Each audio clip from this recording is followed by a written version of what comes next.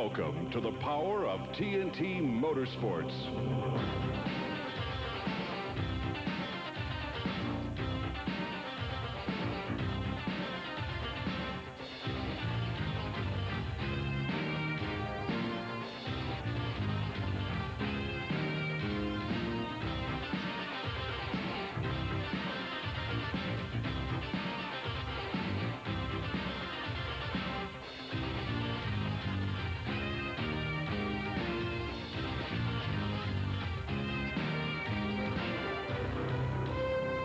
TNT Motorsports puts you on the front row, where you'll feel the thunder of the most powerful sport on earth, truck and tractor pulling, and the breathtaking spectacle of explosive monster truck racing. During the next hour, experience some of the most spectacular action these sports have to offer. Meet the superstars behind the wheel and learn about the sophisticated technology involved in these power-packed machines. You'll see the best vehicles and drivers, regulars at more than 100 events produced nationwide every year by TNT. So sit back and enjoy as TNT turns the power on.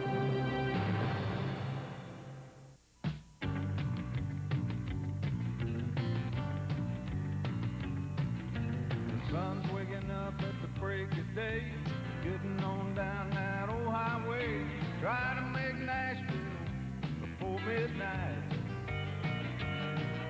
Grab a cup of coffee upon the road, big rigs pulling a heavy load, rolling on down, turning the power on.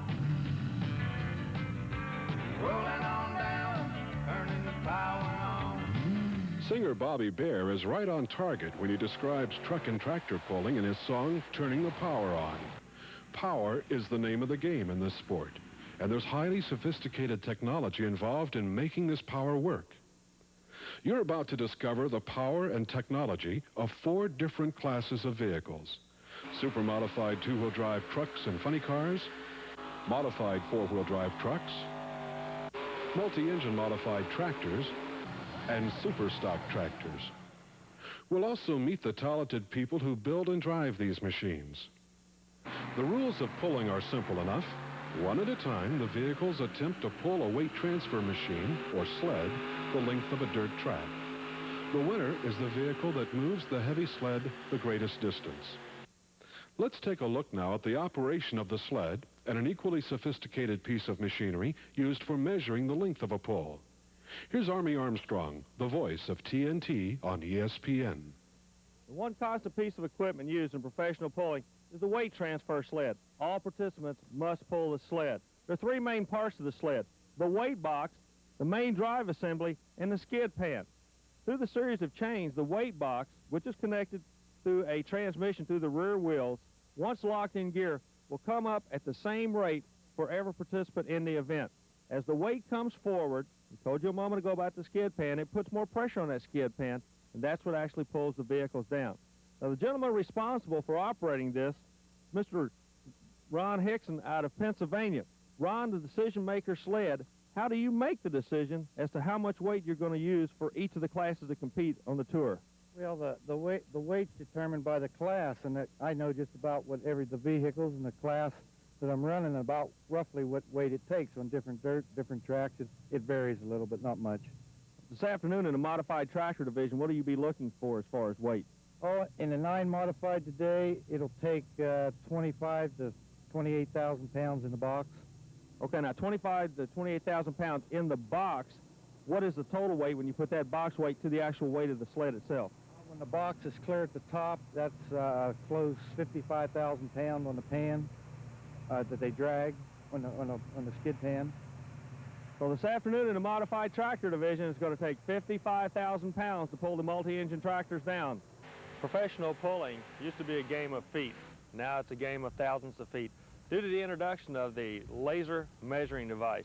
The front of the sled, a small mirror is located. To completion of each run, an electronic beam is shot into that mirror, feeds back information that's put into a small computer, and instantly you'll get a readout of the distance of the pull to the nearest 1/1000th of a foot. High tech in the sport of pulling on the Redman Tour.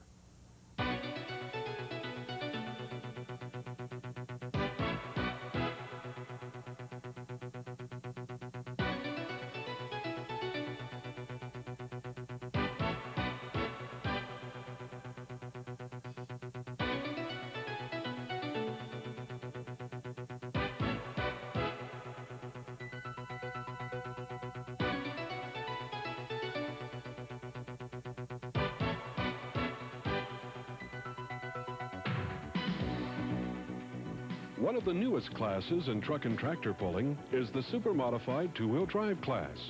Here to explain the class is Ken Lamont of Crossville, Illinois, a former two-wheel drive national champion with TNT. Okay, this vehicle here is a super modified two-wheel drive truck. Uses the same sled that the four-wheel drives use and the dragster tractors, the modified tractors use. The main difference in this vehicle over a four-wheel drive is the rear wheels is the only thing it does the pulling, which in effect gives it the wheel standing picture with the front end up in the air and the wheelies. And it's really the funny car class of tractor pulling. Anything goes. As long as you can comply to the length laws, two-wheel drives is the only thing doing the pulling.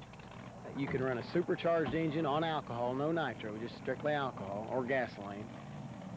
The vehicle weighs 6,200 pounds with the driver in it. Any clutch, any transmission. It's more or less the double B funny car class of pulling. It's just like we don't have any cubic inch limit like drag racing or NASCAR or whatever. Right now we have no cubic inch limit, so the only motor stipulation, it has to be a V8 engine. You can't run a turbine or an Allison or any kind of an aircraft engine. It has to be a V8 automotive type engine. The most critical part about a two-wheel drive is getting the front end weight right. I've run on tracks where I might run 4 of these little weights on the front, and then I've run on tracks where we might run 18 of these little weights on the front. We have got to make that decision ourselves. That's why sometimes you'll see guys come out and their front end will never come up in the air. They were too heavy. Or you'll see guys come out and the front end goes straight in there and they were obviously too light. So that's the most critical part about a two-wheel drive. The second thing's probably the gearing, getting the right gearing for the right track. Some tracks you got to use a real fast gear where you turn your tires real fast. Some tracks you got to get it where you turn your tires slower to make it hook up to the track. And probably the third and one of the toughest things is actually the way we drive it off the line. We've all got hand throttles. We don't use our feet like in a car. We use a hand throttle like on a farm tractor. And it's real hard to drive these things coming off the line. It's kind of like driving a car out of a snowbank.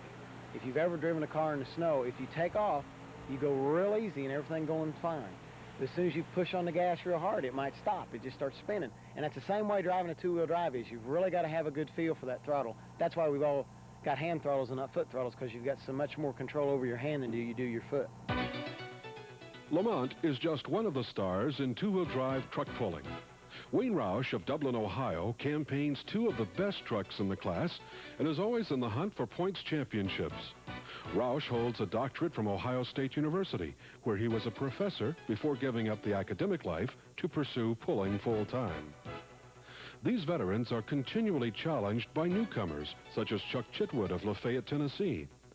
Chitwood's success in recent years will only increase as he makes the transition from video store entrepreneur to professional truck puller. The biggest obstacle facing any of these contenders is Jim Lyons, a 5-time TNT national champion out of Louisville, Kentucky. A former world champion drag racer, Lyons also is renowned for his engine building skills. He builds top motors not only for himself, but for many of the drivers seeking to dethrone him as the superstar of two-wheel drive pulling.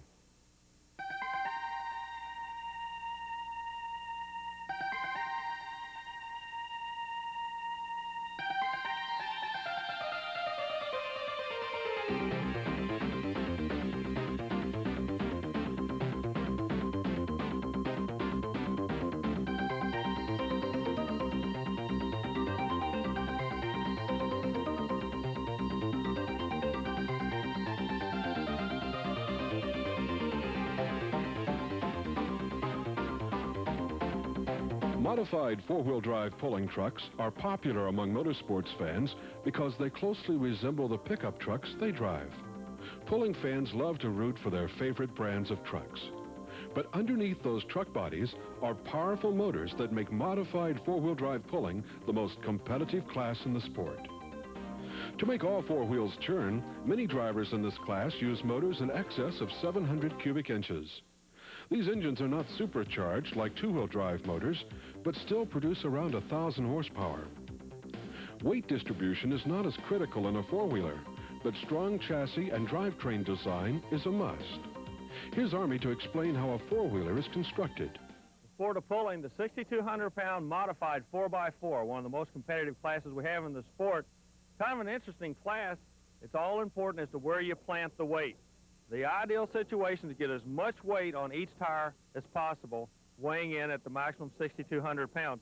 You notice the mechanic's nightmare here. The frame, or the chassis, is constructed out of aircraft aluminum. You look at the holes throughout the aluminum. The driver said he had a tremendous amount of problems actually burning up drill bits, hardened drill bits, in order to get through the aluminum.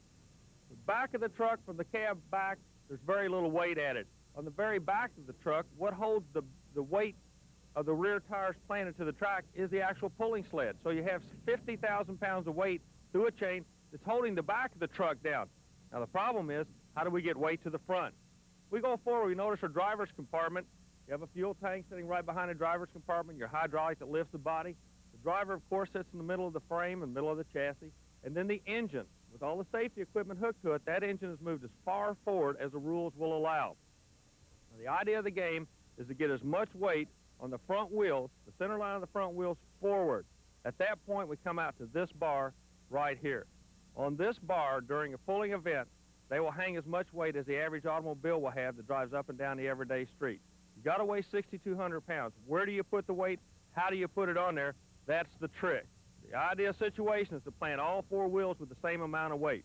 Mechanic's nightmare, he does it through an aluminum frame and hanging as much of his weight as possible all the way out to the 40-inch rule.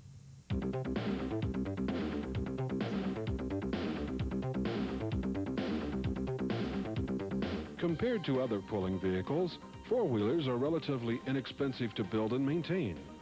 More and more new four-wheelers enter the sport every day, making the class increasingly competitive. But a handful of pullers consistently remain near the top in TNT points races. Recent national TNT champions include Tony Osteen of West Greene, Georgia, Greg Cook of Mount Airy, North Carolina, Manuel Marino of Seguin, Texas, and Jerry Weaver of Thornville, Ohio.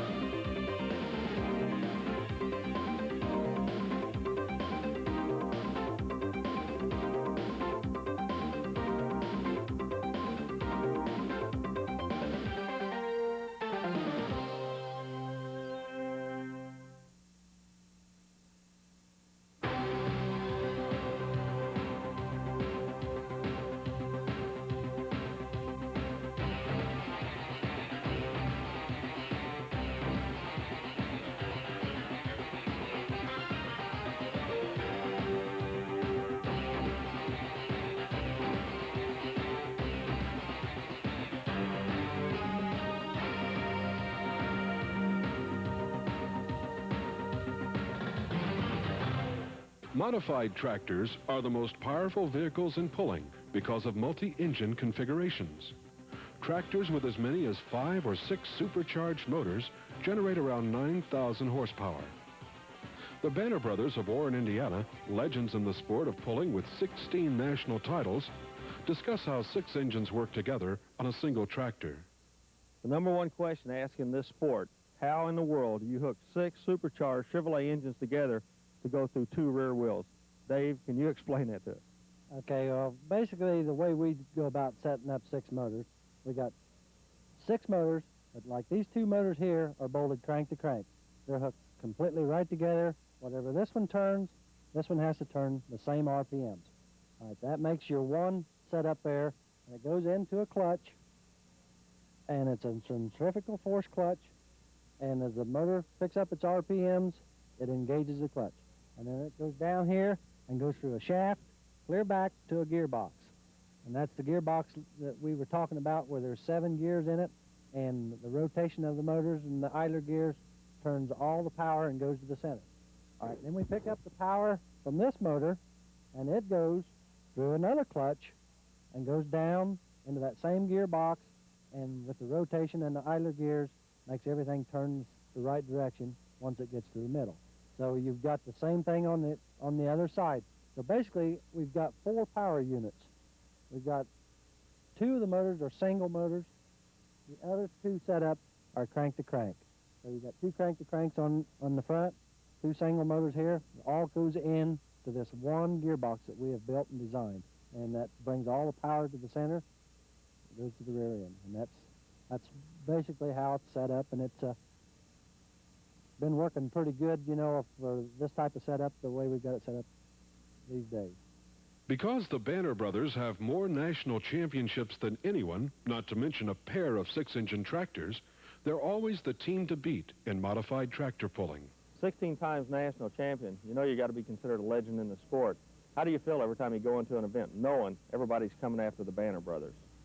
Well, I don't, I don't know how to explain that exactly. I feel like I'm going after them. You know, we've got more point championships than anybody else out there has, but we know how easy that they could get around us, and we know the equipment that we have compared to some of the equipment that they've got, and I know they can get around us, you know, so it makes it tough. It's kind of a hard question for me. I feel like in any sport, you need to go after somebody to beat. We have people that I don't want to name names, but we want to beat. And if we do beat them, we know we're going to be on top. And I'm sure they're the same way. That makes good for good compatibility. You know, if they're gunning for us, that's great. If they can get around us, well, we're going to work harder.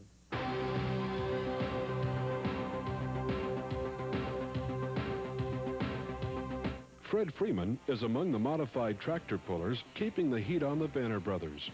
Freeman out of Wadesville, Indiana, can mount no more than 5 engines on his mean mistreater, but is widely respected for his ability to win despite being outmuscled on occasion.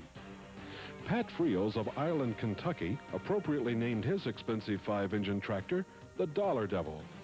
Tractors like his often cost around $150,000 to build, with a single engine draining the pocketbook at around $20,000. The Banner brothers, Freeman and Friels, all use iron block Chevrolet motors, which are less expensive and less powerful than the aluminum block motors mounted on Paul Norman's war wagon. Still, experience is all this newcomer from Charlotte, North Carolina needs to be ranked among the crafty veterans.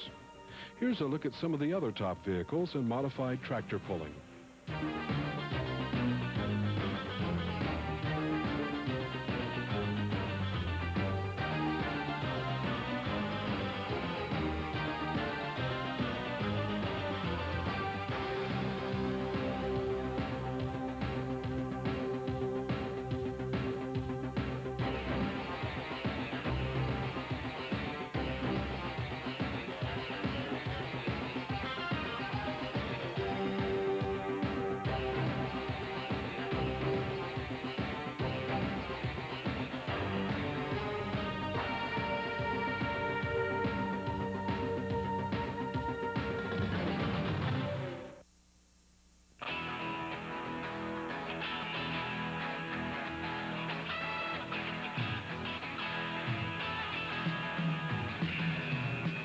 The closest pulling vehicle to a farm tractor is the Super Stock tractor, affectionately known as smokers.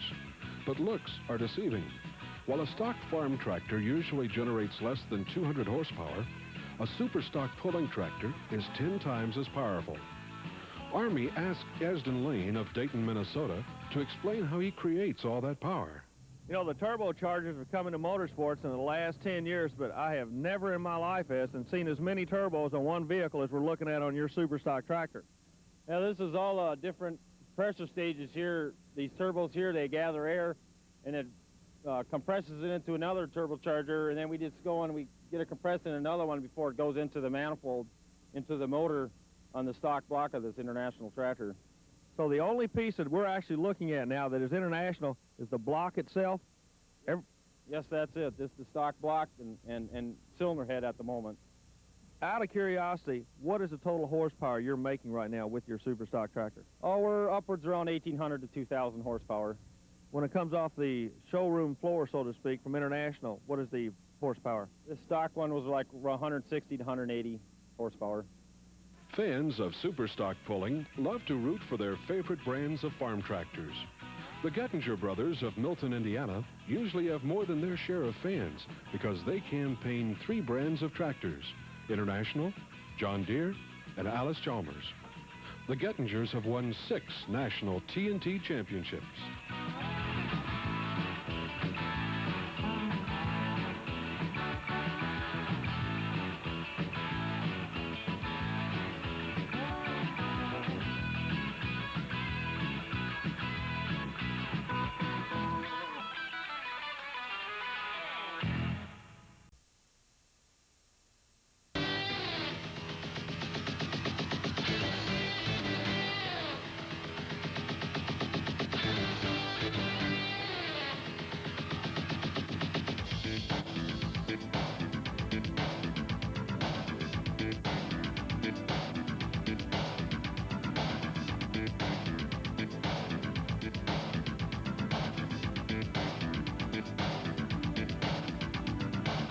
If pulling is the most powerful sport on earth, then those larger-than-life monster trucks make up the wildest of all motorsports. Join us for a hop, skip, and a jump through the latest phenomenon for monster trucks, bizarre side-by-side racing, and meet some of the stars of this new sport, the daredevils who risk it all. So buckle up and hang on for the ride of your life as we introduce you to the Renegades TNT Monster Truck Challenge.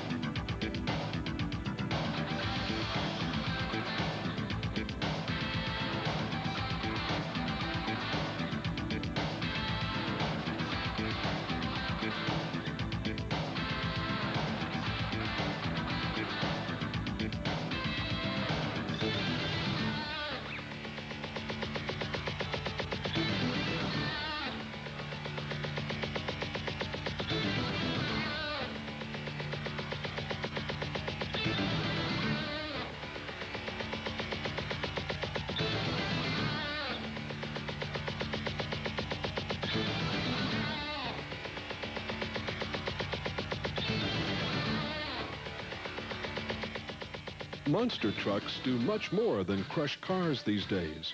These huge machines, armed with racing motors and 6-foot-tall tires, are now competing in heart-stopping side-by-side drag racing.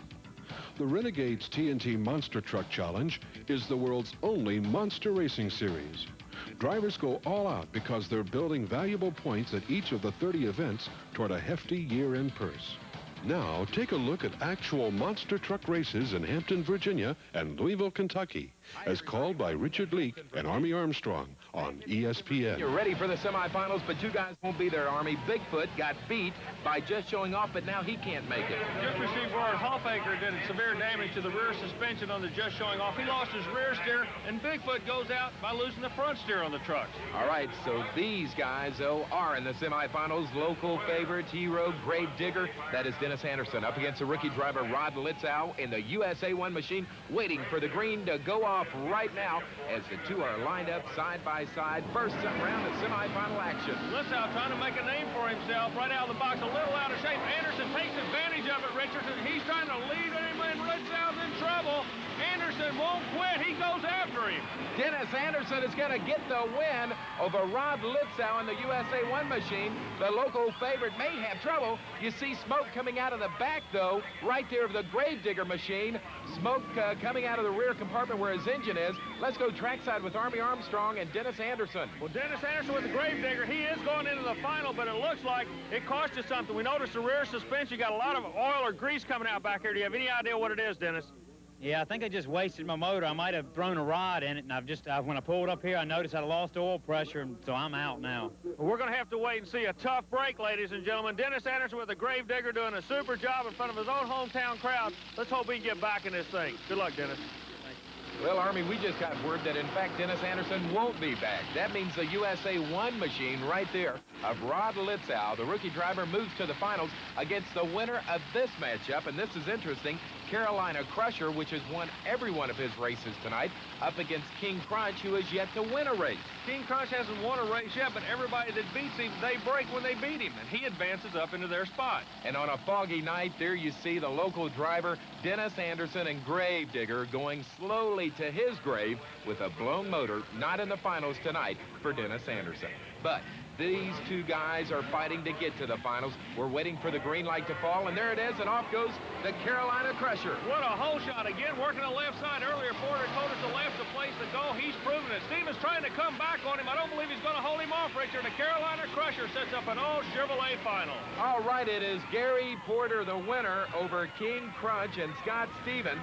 So now Gary Porter and the Carolina Crusher moves into the finals against the USA 1 machine, the rookie driver Rod Litzow. And earlier today, Army Armstrong spent some time with Rod talking about his machine. Well, let me ask you, since it's going to be the first time out in the truck, you got to be a little apprehensive this afternoon. We've got a 7:30 start here chasing these Renegade points. What's going through your mind? How do you prepare? You're a long way from home. You've got about, what, $100,000 worth of another man's equipment. What's going through your mind right now? Nervous, real nervous right now. Just psych myself up. That's all I put on my mind is what I'm going to do out there. Try to put everything else out of my mind. In what capacity have you been around the monster trucks? Well, I was a custom painter, and I've taken care of the paint work, just traveled with it. Putting the tires on, I was, one of the crew for about 6 of those years. The new kid on the block is coming after the old hired guns. He's going to see if he can battle with the big boys tonight, chasing these Renegade points. All right, Army, so on a foggy night here in Virginia, we're ready to crown the king. USA 1 against Carolina Crusher, they're off. Side-by-side Chevrolet final. Here we go, Richard, the first jump. USA 1 a little bit of a lead. Now the Crusher starts to come back on him. We're lining up for the second jump of cars. I don't know. They're both a little bit off course. And across the finish line, who was it? It looked like perhaps on the inside, USA 1 had the little bit of an edge, but we're going to have to wait for the official word. Did Rod Litzow win his first ever race as a rookie driver? Yes, he did tonight. He's down with Army Armstrong. This is your first time to drive the truck. You go right out on top. You beat the best in the country. Congratulations to you from all the fine people at Renegade. Thank you. I couldn't have done it without everyone behind me that built the truck and that. The truck's running really good. It's designed to do this, and we're going from here. There's a good start, and we're going. Let's go on with Richard and Army to Louisville, Kentucky, as they host the world's first monster truck figure 8 races. We're ready for more quarterfinal round competition. Clydesdale against Awesome Kong. Awesome Kong on the inside gets a good start. Clydesdale's going to really leg it to pull from the outside of the track. Awesome Kong right where he wants to be. On this part of the track, he works the bottom side. He can finish going to the outside of the track. Tremendous ground speed as he approaches the cars for the first jump, Richard. Steve Dane out of Texas, and Awesome Kong takes it up and over easily. Meanwhile, Bennett Clark and Clydesdale just getting across them. It's a nice lead right now for Steve Dane as he heads around turn 2, headed for the final car jump. Dane exactly where he wants to be, working the high side of the track for the second half, approaches the cars for the finish line jump. It looks like he's going to advance to the next round. He certainly will. That is Steve Dane from Texas. Awesome Kong, the winner here. He'll move into the semifinals. And meanwhile, Bennett Clark and Clydesdale coming across, but they're going to head to the pits and call it a night. But we're not going to call it a night yet. All right, we are ready to go. They're off and running, just showing off against Stauffer. Hoffaker gets a hole shot, puts a local boy in a bad spot. Witt said earlier, he has the horsepower to come back on the second half of the track. He's going to have to do it. The Ford jumps on the inside lane. The Chevrolet's got to really dial the horsepower in now.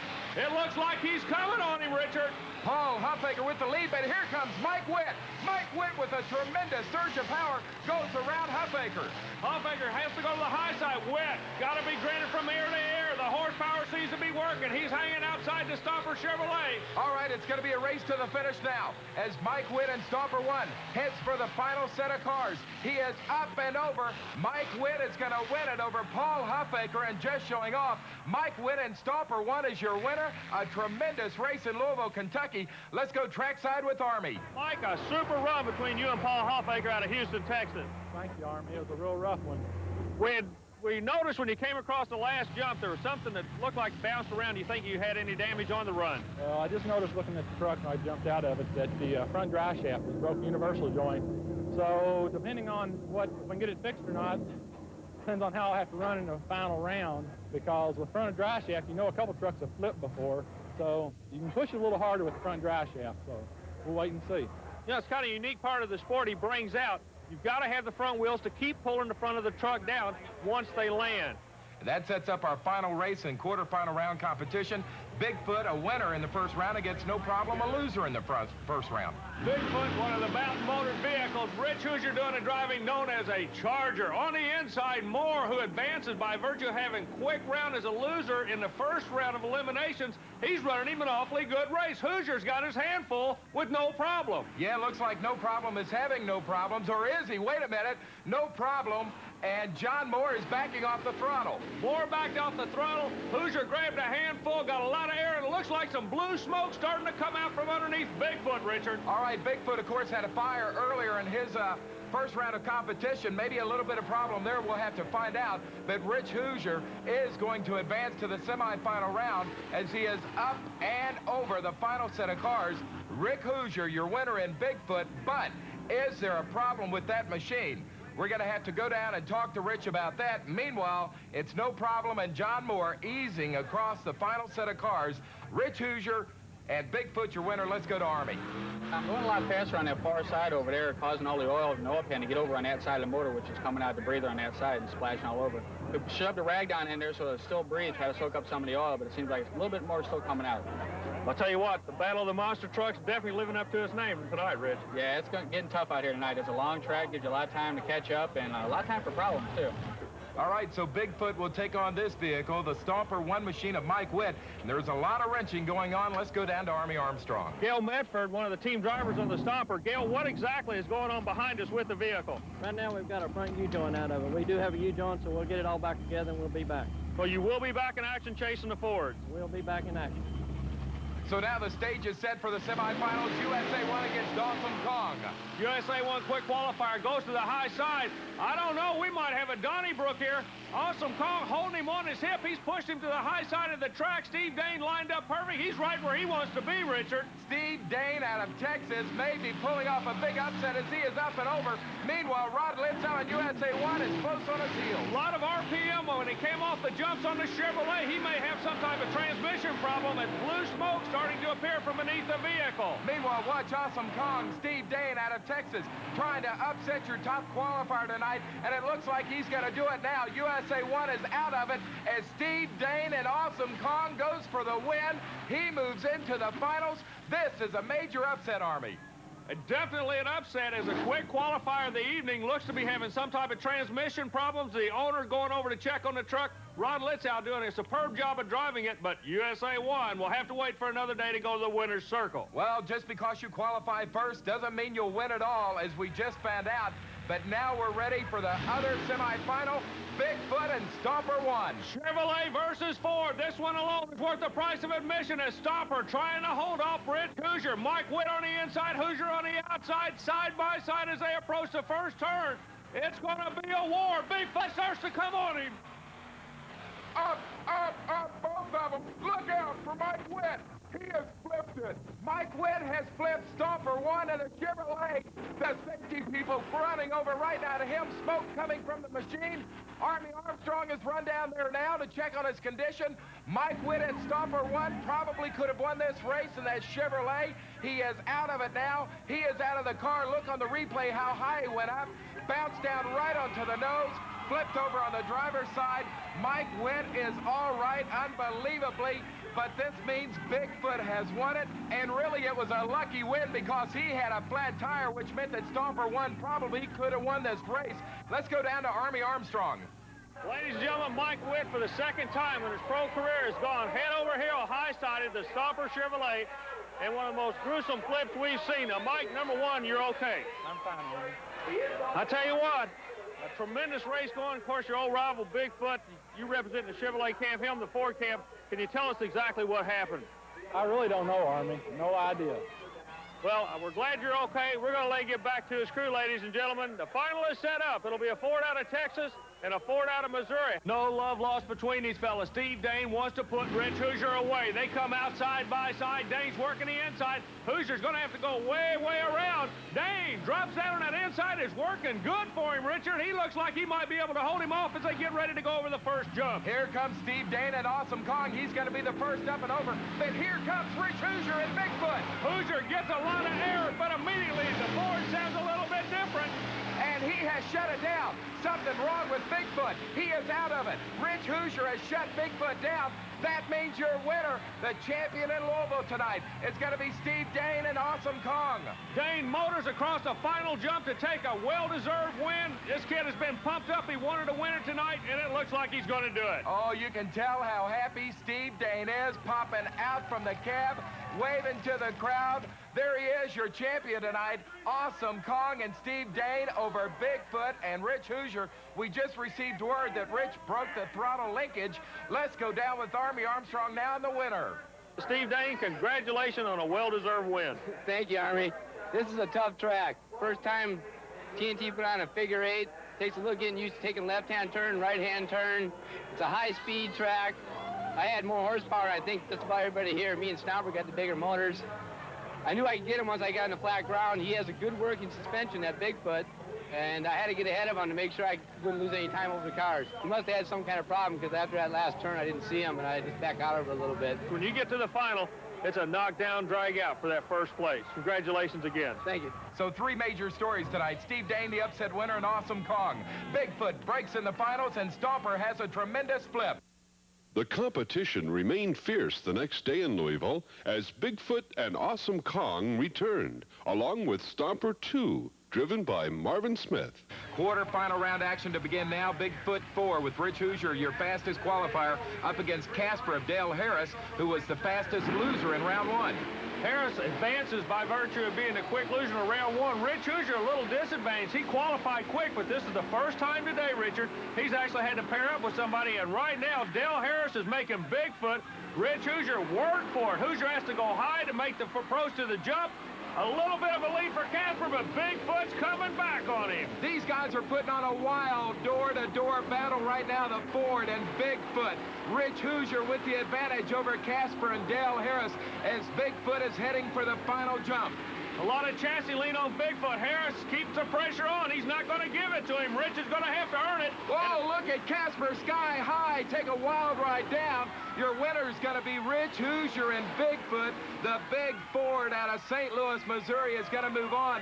Meanwhile, what a great show from that gentleman, Dale Harris in Pearl, Mississippi in the Casper machine. The crowd loving every minute of it. Meanwhile, Rich Hoosier's got smoke boiling out of Bigfoot. What would that be from? Some of the problems they were experiencing previously was the oil was running to one side of the engine and was not letting it oil the other side of the engine. You notice the kidney belt that he's wearing. These drivers take such an abuse, Richard, that they actually have to wear the kidney belt that's made popular in motorcycle racing. All right, we are set to go now with our other quarterfinal round competition. It's going to be Awesome Kong and Jeff Dane going up against No Problem and John Moore. Ford's a pair, one out of Texas, one out of the volunteer state of Tennessee. The one thing in common, they both won earlier today. Now, Dane gets a definite advantage by going on the inside. However, he still doesn't look to be attacking the track as normally the King Kong and the Awesome Kong trucks do, but maybe he doesn't have to. He's trying to save equipment maybe to get into the next round. He's in the lead. That's all he needs to be. John Moore experiencing some types of problems as he goes over the jump.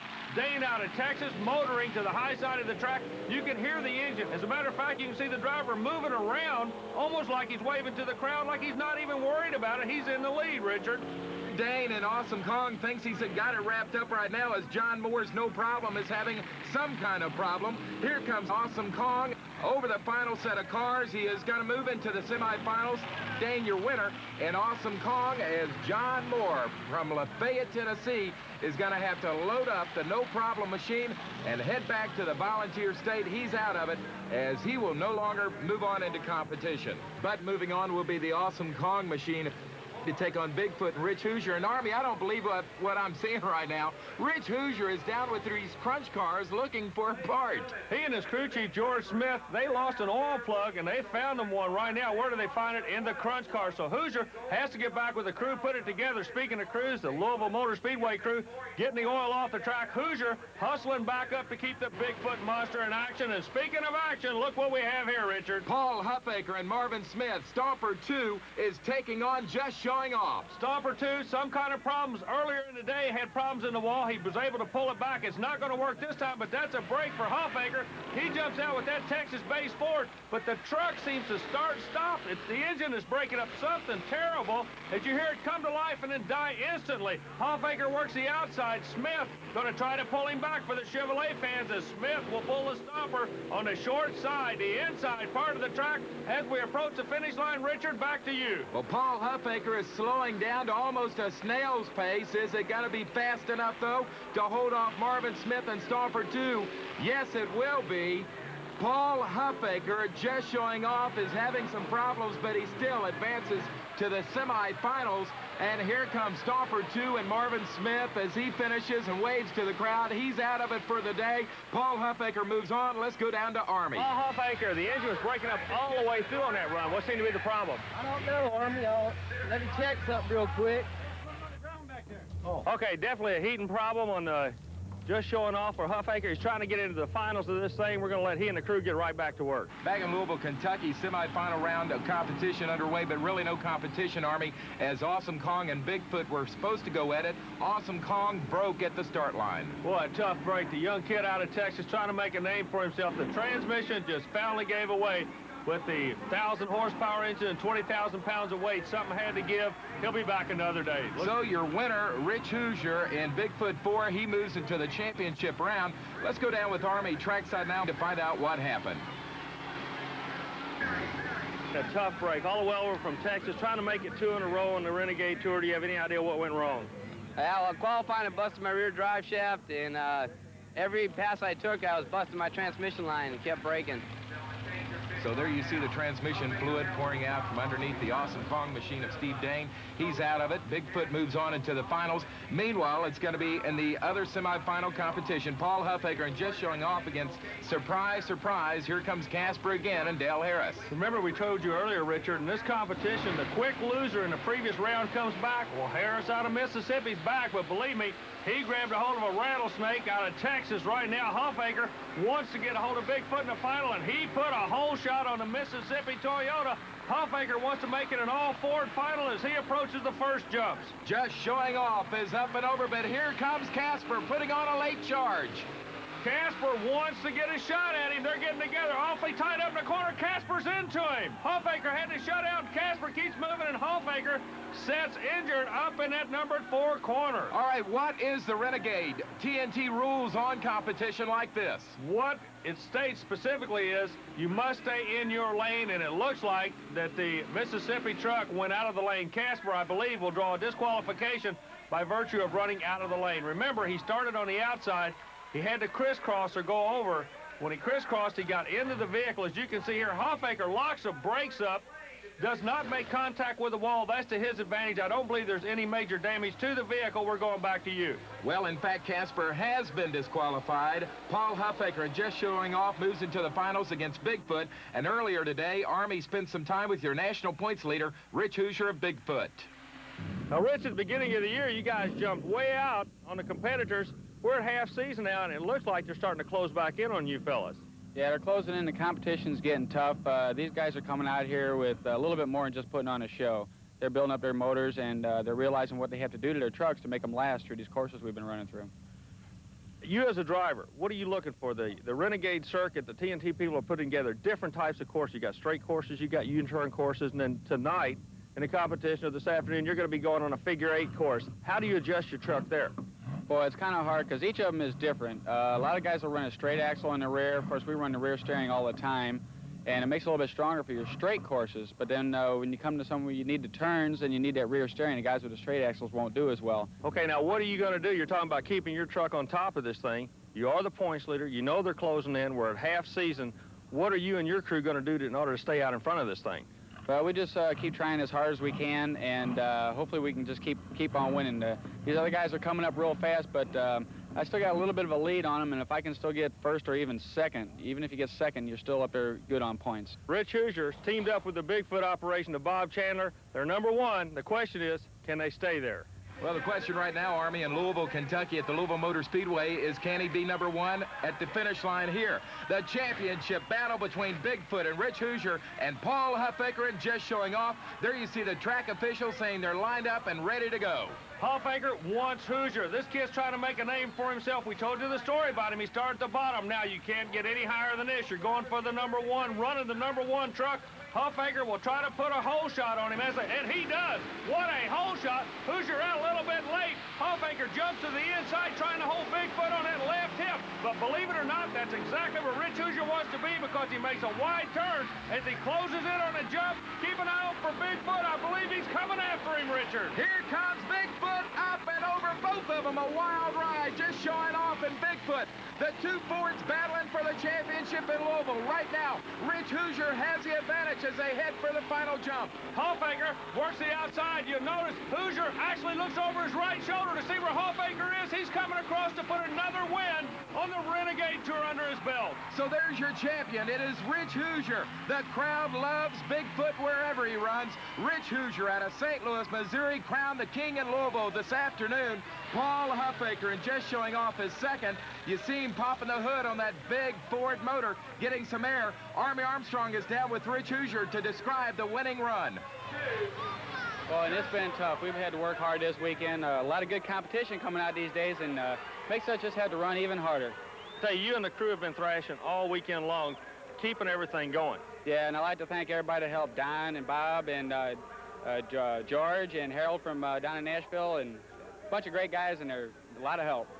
Well, I tell you what, ladies and gentlemen, monster truck racing at its best. Right now, we're going to check, see if we get Paul Huffaker. Paul, come here, son. Congratulations. Hey, good run, man. Second place finish. Congratulations. Yeah, thank you. Hell, track's getting rough out there. I didn't know if my front tire was going to stay on or not. I've been having problems with the split ring, and it made that whole pass, nothing holding the wheel on but the air pressure. Which tire was that now? Front driver's tire. Oh, what a show. The monster truck's doing such a super job in Louisville, Kentucky. Ladies and gentlemen, thanks for being with us. The Renegade Tour moves on. That was Renegade's TNT Monster Truck Racing from Hampton, Virginia and Louisville, Kentucky. You'll see many shows like it, as well as the Redman TNT All-American Pulling Series, weekly on ESPN. The racing you saw there was relatively tame compared to some of the mishaps that occur in monster truck racing and truck and tractor pulling. Here's a look at the thrills and spills from TNT events across the country. Then we'll talk to a few of the monster truck drivers who have joined the so-called Flip Club.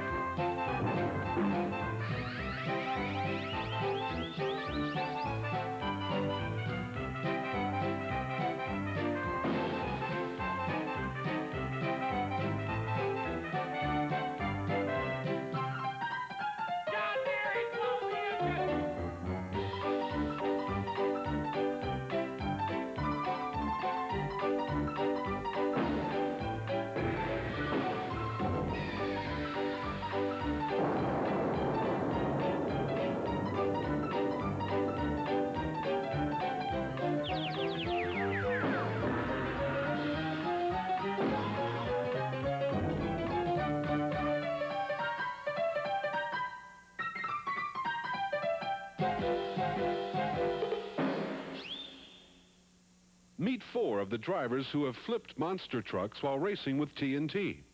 Dale Hancock of Evansville, Indiana, went end over end while racing in Freedom Hall in Louisville, Kentucky.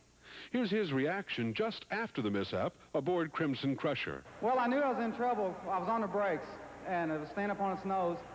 And I was scared. I knew I needed to get back on the gas, but I was scared this crowd was right there, and I couldn't see them. So the only thing I could do was just keep stopping, because I was afraid if I gassed it, I'd run over them. Jim Kramer of St. Louis, Missouri, is recognized as perhaps the best skilled of all monster truck drivers. But even the best get out of control on occasion. His Bigfoot truck flipped at a high rate of speed at the Hoosier Dome in Indianapolis, Indiana.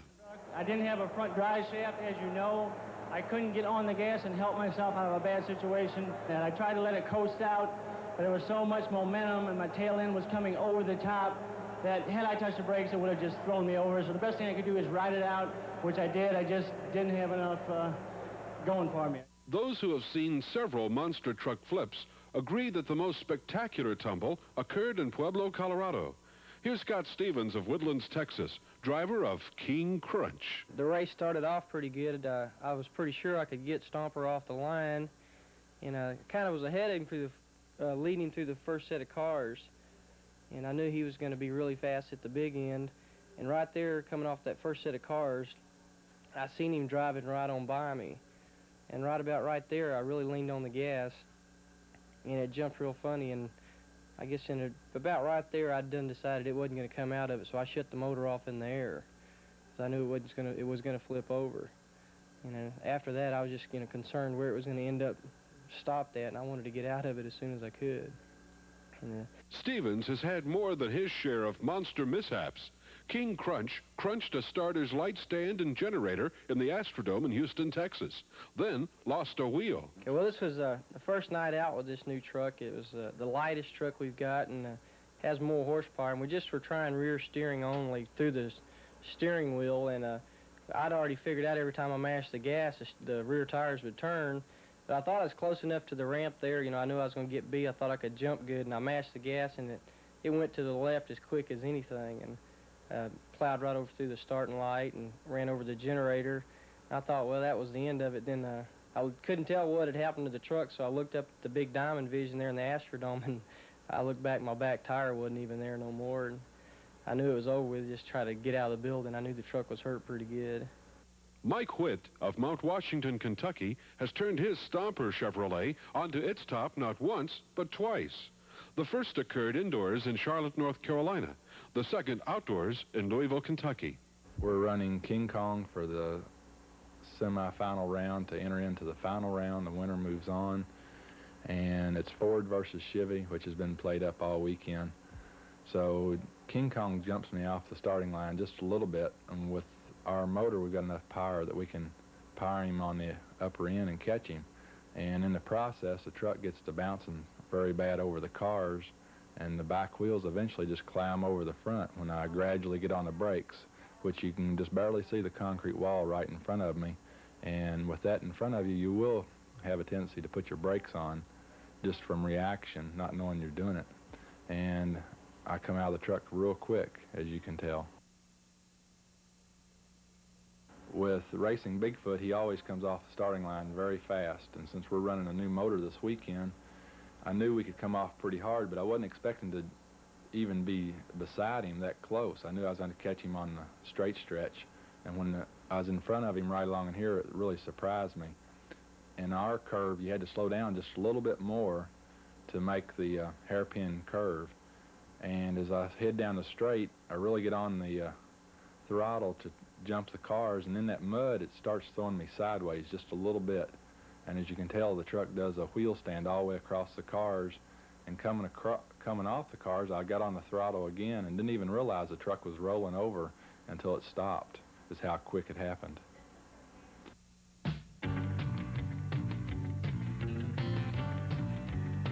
We hope you've enjoyed learning about the Redman TNT All-American Pulling Series and the Renegades TNT Monster Truck Challenge. The chances are good TNT will bring a pull or monster truck race to your area in the near future. And you can bet we'll be turning the power on. Held it low, rolling on down, turning the power on. Rolling on down, turning the power on. Engine revved up and it's raring to go.